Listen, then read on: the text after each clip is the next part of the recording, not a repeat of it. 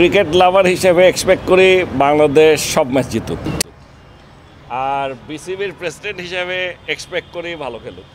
হ্যাঁ, দুই জিনিস। আমি ব্যাটিং সফল হওয়ার কোনো আমি সুযোগই দেখি না। মানে এটা বলে তো লাভ হবে না, কিভাবে করবে আমি দেখি না। কারণ আপনার হয়েছে কি, এখন এগুলো নিয়ে যত এক একজনের এক এক রকমের অভিমত দিতে পারে, সেইটা আমি মনে করি ওদের ইনফ্লুয়েন্স হওয়ার কোনো কারণ নেই। আমাকে যদি জিজ্ঞেস করেন আমাদের ওপেনিংয়ে তিনজনের মধ্যে কোন দুইজন খেলবে, এটা আমি বলতে পারছি না এখন। বাট এই তিনজনের মধ্যে দুজন খেলবে।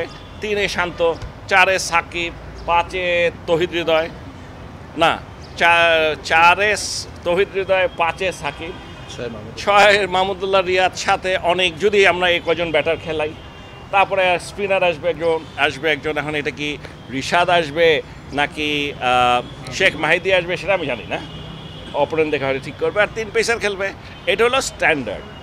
এখন এর মাঝে চেঞ্জ হওয়ার সম্ভাবনা খুবই ক্ষীণ বলে আমার মনে হয়। যে জিনিসটা গত বিশ্বকাপে হয়েছে, সাফল কেউ করতে চায় না, কিন্তু যখন কন্টিনিউয়াস ব্যর্থ হতে থাকে তখনই তো সাফল্যের কথাটা আসে, নাহলে করবে কে? আচ্ছা, ধরেন আমাদের যে ওপেনাররা যাদেরকে প্রথমে সিলেক্ট করে মাঠে নিয়ে আনছে, ওরা যদি কন্টিনিউয়াস রান করতো তাহলে কেউ সফল করতো? যখন পারছে না তখন নতুন একটা কিছু ট্রাই করে দেখছিল। এইটাকে বলে সফল। এইখানটায় T20-তে আমি তেমন কোনো সম্ভাবনা, মানে আমার কাছে কোনো কারণ এখনও মনে হয়নি যে সফল করতে পারে বা করার প্রয়োজন।